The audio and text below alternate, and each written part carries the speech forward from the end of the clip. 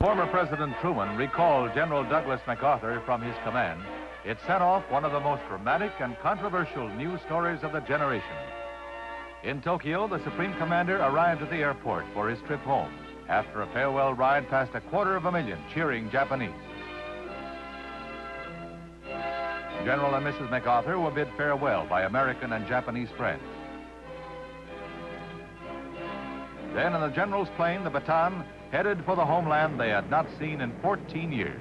After a brief stopover in Hawaii, the Bataan rushed the MacArthurs to a hero's homecoming in San Francisco.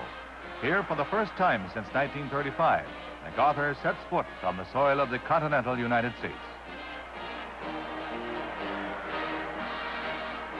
The next morning, 500,000 San Franciscans hailed the General, as, accompanied by the former mayor and Chief Justice Warren, then governor, he went on a 2-hour tour of the city.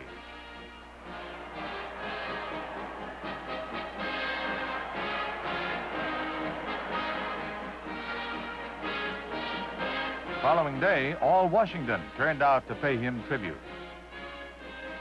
As he led the parade in a car with his wife, Jean Marie, and son, Arthur, schools, business, and government offices were closed in his honor.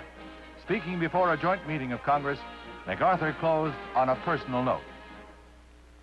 But I still remember the refrain of one of the most popular barrack ballads of that day, which proclaimed most proudly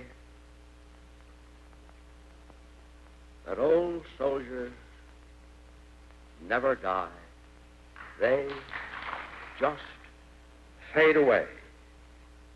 And like the old soldier of that ballad, I now close my military career and just fade away.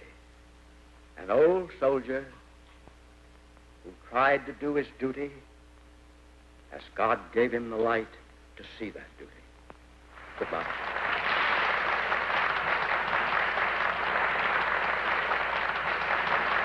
In New York, the following morning, the tumultuous welcome continued. 2 out of every 3 New Yorkers, including 4 million visitors, a total of 7.5 million people, turned out to give MacArthur the noisiest reception ever received by anyone as he tours the city. Americans, differing on issues raised by MacArthur's recall, joined in tribute to a great soldier whose accomplishments stand tall among the milestones of the century.